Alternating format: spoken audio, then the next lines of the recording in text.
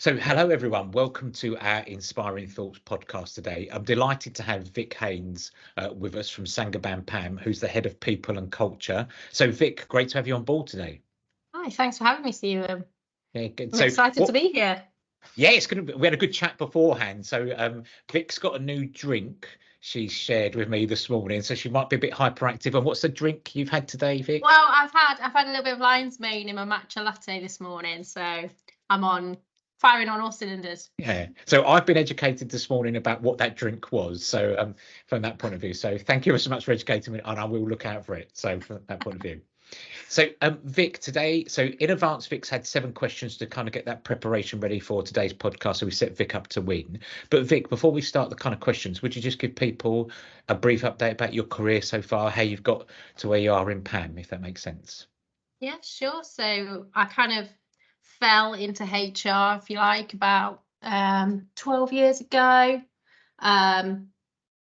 Which I sometimes feel bad saying I fell into HR, because so many people I speak to now are saying, oh, I'd love to be in HR, but you can't get in. So I fell into it, but I loved it immediately. I loved being part of knowing everything, knowing everyone, really being integrated into every part of a business, getting all the gossip, and impacting on people personally, whilst also being an integral part of a business. So kind of moved through various roles, all kind of industrial, male, shall I say, traditionally cultured businesses. Landed in Saint-Gobain PAM about 7 years ago, and for the last year and a half have led the people and culture team, which I'm absolutely loving. It's a fabulous team to be part of, and a business that's really open to investing in people, their experiences, and doing the right thing by their people. So it's been a great challenge, lots of opportunity, and yeah, I'm loving it. Yeah, it's really good, and it, like most people, and I love that your honesty of I fell into that role. So I fell into banking, 26 years, more than 26 years ago, but I fell into banking, and people go, how did you get into it? Well, I just saw an advert in a paper and went, I'll have a go at that, if that makes sense, and then stayed there for that point of view, rather than it was a preset determined career. So yeah, it's really good to get in there. But what I love there is about the variety you get involved with, isn't it? It's a really variety role. It keeps you going. Every day is different. That's what I see from your role. Does that make sense? Yeah, I just, in HR, we literally get involved in conversations from finance through to operations, what's gone wrong out on the factory floor, down to, supplier issues. We get included in every conversation going on in the business, and get a really breadth of knowledge about how that business lives and breathes, what's important to it, and feel like can really impact on so many levels. It's really rewarding, and I don't think now I'd struggle to be in a role that is pigeonholed into just one area of the business. I love getting in amongst everyone, knowing everything. Well, it's that breadth, and also you can see kind of in your face that excitement of I like getting involved with it, and I want to help and I want to support and that. So yeah, and that shines through. So that's really good. So today we've got Vic we're gonna ask questions around. So more or less kind of last year and the year before, Vic and I got to know each other, but you started to move forward into what's called implementing a more modern HR framework. So it sounds like a mouthful, but what you've looked at is actually changing your HR policies from the old traditional ones, which are grievance, bullying, harassment, those kind of things, and moving it into a more modern framework for colleagues, etc., which you call Work It Out. From that perspective. So today I'm just going to ask Vic some questions around it. How's it gone? What's kind of she's found out from that point of view. So what would you say, how would you describe what is a modern HR framework in your world? So as in Work It Out, what is it, so people understand? Well, like you say, Work It Out for us has replaced all of our traditional policies. It's replaced our disciplinary and grievance, our attendance, performance policy.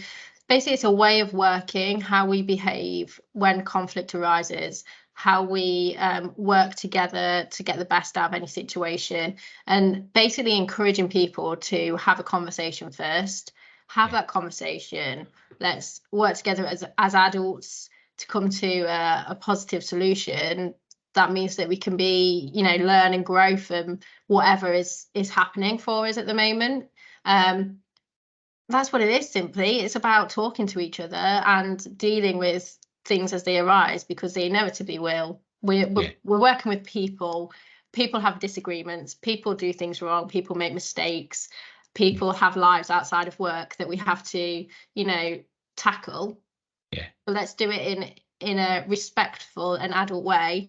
Yeah. Let's have a conversation and let's work it out.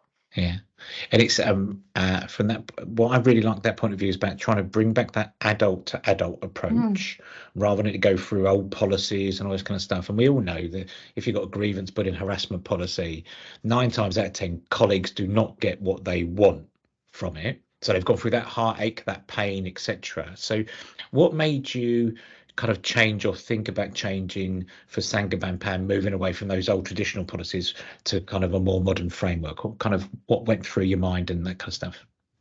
I mean, we'd always talked about our policies just being rubbish. Like, what do they even mean? Like, in what other context would you talk to people in this way, you know, and put these rules down as to how we're going to have a conversation?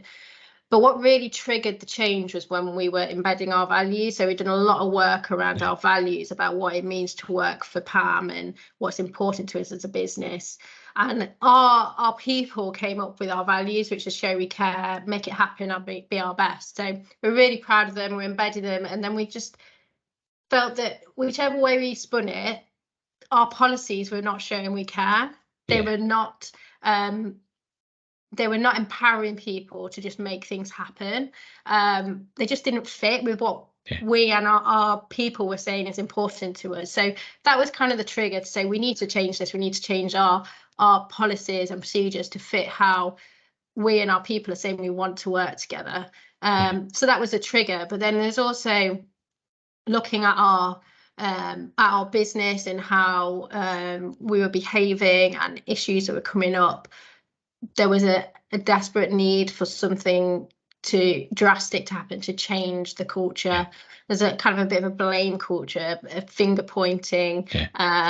Business performance was dipping. So in our plants, we were struggling with meeting basic standards in which was resulting in things breaking down. It's just not meeting our KPIs. So everything comes down to people. We rely on people, and if those people aren't being treated with respect, don't feel valued or empowered, then they're going to act like children. And that's kind of what we were dealing with. You know, our leaders were behaving like teachers, and our people were behaving like naughty school kids, and it was just something had to change. So that's where we kind of thought, you know, this is our opportunity. Let's do something big. Let's throw the rule book out the window and start again. And that's what we did. And it's I just love the bit where you went back to about, we looked at our values and then suddenly realized that our policies weren't aligned to those, which is great. And actually then getting people involved to think bigger, broader, and it is brave and courageous to move from a policies that were written in the 90s to a now a more modern bit. And that and how did you get stakeholders involved? What did you do? Because you've got different you've got like a union and that kind of, how did you get people involved to go on this journey? Because that's the other part of it. How did that happen? So we have a great relationship with our union. So we were keen to involve them early on, have conversations with them, make sure that they were on the same page as us as to what we were trying to do. And that was the easy bit, if I'm honest. The unions, you know, the employee reps have the same values as us. They were part of coming up with our values. So it was a no-brainer, you know, what is best for our people, and it's treating them with respect, holding people accountable, and having honest, kind conversations. So it was an easy sell, if I'm honest. I'd say the harder bit was getting our leaders on board. So not our kind of senior leadership. Again, it's a no-brainer. If we get people empowered and engaged, then that's going to impact our bottom line. So that was easy. the difficult bit was the frontline managers, because they're the ones who are going to have these conversations, who are struggling with the day-to-day, feel like they're kind of swimming through mud, trying to get people to, in their words, do as they're told, follow the rules. So for us to say we're going to scrap the rules created panic. So that was the challenge. And it was just about talking to them,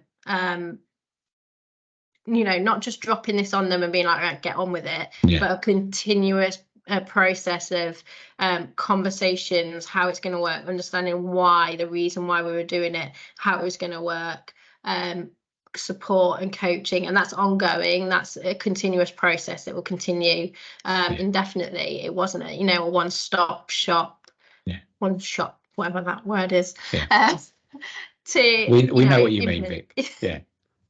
We didn't just drop it on him and run, basically, but we appreciated the impact it's going to have on their daily lives, on their roles, on how they behave, because a lot of them have been in that role for a long time and had been taught to lead in a certain way, and now we're telling them not to lead in that way. So that's going to take time to change mindsets and change habits. So we're still on that journey, if I'm honest, but we're committed to supporting those leaders to get there.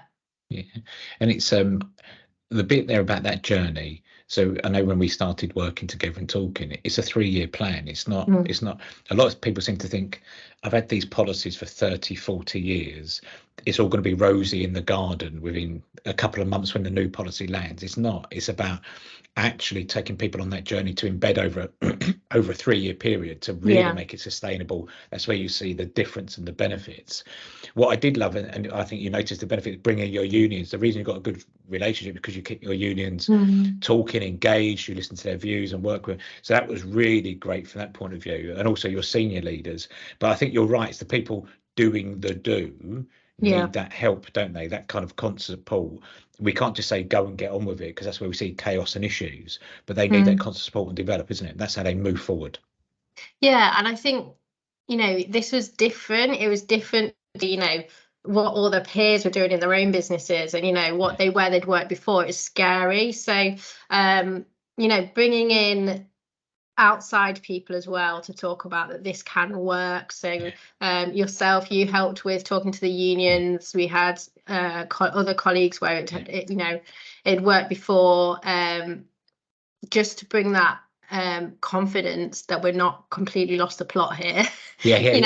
We've got advice, we've sought experts to help us with this, and we have confidence it's the right thing to do. So that helped as well, especially with the unions, because I didn't, we've tried lots of things. I love trying new stuff. So to have that confidence and not just another Vic's harebrained scheme helps as well. And also I think the bit where you made it your own, and this is really key. So I remember you made a video, didn't you, to try and sell like the concept to the colleagues around the plant, etc., which I thought was a really good video, and it was personable, and also a bit about actually working with the colleagues, really trying to get them to understand, to sell the benefits.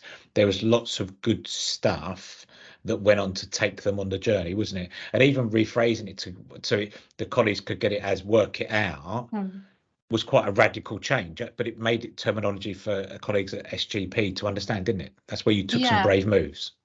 We were always keen from the beginning, if we're going to rewrite our policies, we rewrite it in language that means something to us. So we came up with some really bad titles before we came up with Work It Out, but I actually now it just flows and it works. If someone comes and says they're having problems with someone, you say, well, work it out. Just work it out. It works. But we spend a lot of time thinking about things like that. How do we communicate it? How is it going to land? How do we make it easy for our leaders to have these conversations?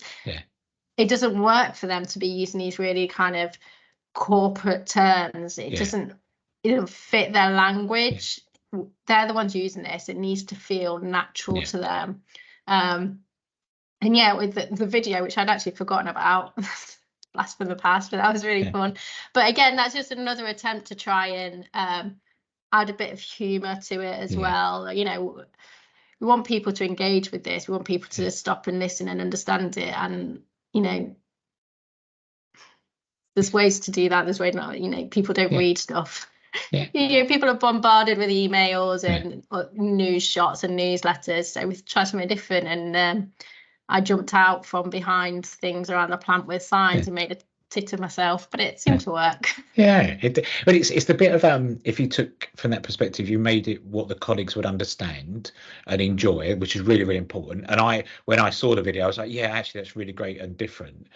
But it's relatable for the colleagues. And I think also the other bit with your framework, with your policy before of multi-documents, the documents were squeezed down to make it really relatable, still very professional, legal, compliant, those kind of things. But where we had multiple documents, your colleagues would never have read, it was slimmed down considerably, wasn't it? The documentation to make it more manageable and attainable to understand. Yeah, we wanted it as short and sweet as possible. Like I say, no one actually reads the policies, so we wanted a useful document that people could refer to. And to be fair, it's a simple concept, so it didn't need reams and reams of writing. It's have a conversation. You know, if you're off sick and we don't believe why you're off sick, we're going to talk to you about it. And if, you know, you're lying to us, that doesn't really fit with our values, so we're going to have a really honest conversation about that. We don't need triggers. We don't need, you know, loads of red tape and all of that. We still have we're still ACAS compliant. You can still have a formal conversation that, you know, requires the right to be accompanied and all of that. But we don't need to write Law and Peace to War and Peace. To, you know, well, we've got a new phrase now, law and peace. Law so we've got and peace that. Is the right one, is it? Yeah, so we've got war and peace. You're right there about war and peace. People don't need it, and that's about moving to that more modern framework. And what benefits since you implemented? I think it was last year. You went. Was it last year you went live? Last summer, what benefits have you started to see from the implementation of Work It Out? We've really seen managers starting to own their own teams and really get stuck in. I mean, I think because we have multi-sites and we have, you know, multiple cultures and stuff, it is working better in certain places than others. But where it is really working is where leaders have really embraced it. And they're really having the conversations early on. They're not, you know, referring to, I'm going to talk to HR about this. They're going and dealing with it themselves. They're owning it. They're having the conversation. And it's really great to see those leaders growing, enjoying their jobs more because they're getting more respect from their teams and not feeling like they're just having to tell people off. There's that respect and relationship there. So the leaders are enjoying their jobs. Their HR partners are enjoying their jobs more because they're not just being termed as HR and being wheeled in with a big stick. So everyone is enjoying it more. It feels more respectful and it is working. The caveat to that is the sites which have further to go are struggling because it's so overwhelmed. Like it's hard to start behaving differently and forming different habits when the kind of the environmental factors haven't changed. It's so easy to fall back into old practices, but we're not giving up and we keep going. It's about recreating that environment for them where it's, you know, the other sites where it's worked, let's recreate how that's worked in the other places. But it's all about the leaders, and that's where we've seen the real difference, and also how we've seen a difference. And I think the bit there is that a framework of policies is only as good as how it's led and how it's worked, and that was that first line of defence of actually getting the leaders being more accountable again. So realigning that accountability of leaders need to take responsibility for their teams rather than there's a problem, HR, can you come in and sort the problem out, and then it becomes judge and jury and all this kind of stuff. So that's so good. But I think the bit there is not giving up and going, actually, what works well there? Where do we take it? Where do we move it to keep going? Because it is a 3-year cycle to really kind of help and develop. But I just think it's showing our audience that it's not always going to be rose in the garden, but you've got to what the key wins and actually less work for HR, but more work now for HR in the correct way of coaching, developing, strategic, rather than firefighting. That's a big win as well, isn't it? Yeah, definitely. And I think we've also noticed, even where it feels like slow progress, if I actually think back to where we were a year ago, we have come a long way in terms of how we are approaching supporting those leaders. The language is a massive thing, like how we refer to processes and meetings and how we go into those meetings. Just changing the language completely changes the mindset. I've noticed it personally when I'm talking about it. Stop talking about disciplinaries and telling people off and warnings has really changed how I think about how we approach where something isn't working, and what solutions come to mind when you change the language with which you approach it. So we've got a long way to go, but we've also come a long way just in terms of the collective mindset of how we work with people, and our behaviors is changing. Yeah. And what benefits have you seen for colleagues then? So we've seen for like the organisation, what difference have you seen in colleagues, like on the ground, experiencing the framework? What difference have you seen there? I think it's been a unsettling time for some people because of the change. People don't like change. People used to know the triggers of when they would have a formal conversation, and we've completely pulled the rug out from under people. But I think the dust is settling, and they're starting to realise, actually, I just got to be honest, and starting to build those relationships with leaders, and realising that we're all adults, we're all in this together, and treat your leaders with respect, and they'll treat you with respect. And so it's now kind of the fear factor has gone. I think people are starting to realise that it is a positive thing for them, and that we are committed as a business to really living and breathing our values. And I'd hope that people will feel more open to asking for support with dealing with conflict. That before, the only real route to resolution was a formal grievance, whereas now there's other ways for us to support someone to have a conversation to help find a solution without having to go through the trauma of a grievance. So I'd hope it makes it a nicer place to work. And our engagement scores this year have shown improvement. So I think it is, impacting on experiences at work, and hopefully been a positive impact for our colleagues. And the couple of bits where you were saying there about the language, so to help colleagues, and that, and also being more respectful to each other, and that's creating that adult to adult relationship rather than, you said earlier on, that teacher child kind of petulance, and that's how we were going to look after you. And I think the bit there is, so what stages or steps going forward now? Is there anything else that you think you need to bring into the framework, or anything new you're doing with it, or is it embedding? What's the kind of next phase for you with Saint-Gobain, Pam? I think it's keep going. It's like I say, it's not we're not there, and I think staying consistent and not not changing things too soon where things aren't working straight away. So being consistent, sharing the good news stories. We've had some great results from conversations that have resulted in great outcomes for people. Sharing that to try and break down the stigma around having the conversation and raising a shout out and going through a work it out process. So I think we're not going to be doing anything drastic. It's just about keep going, keep plodding, keep talking about it, promoting it, sharing the successes, and just keep supporting our leaders to have those conversations. And it is about, which I really love there, about embedding process, consistent with it, people will get it. Because the bit there is, if you change or divert from that path, people will go, great, we're going back. And we know that was destructive and harmful, that path. So that I really love about keep going that path along, keep supporting your leaders from that perspective. And the bit as well, going through that framework, that you actually then upskilled, there was HR colleagues upskilled within that framework. So there was loads of upskilling to help the embedding. It's not just the paperwork and the documentation, was it? It's lots of upskilling for those colleagues to make them feel in a good place and more competent, wasn't it? That went along with the framework as well.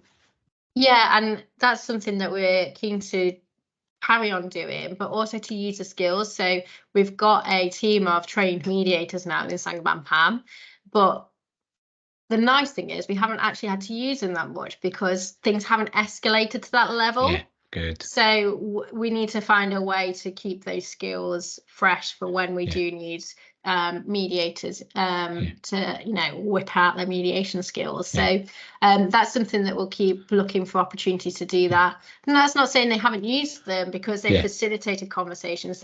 So the skills are coming into play before actually having to do a formal full-on mediation process. So it's still useful skills, but it's how do we make sure that they're continually challenged and growing and learning in that area, to make sure that we have the resources just we need them.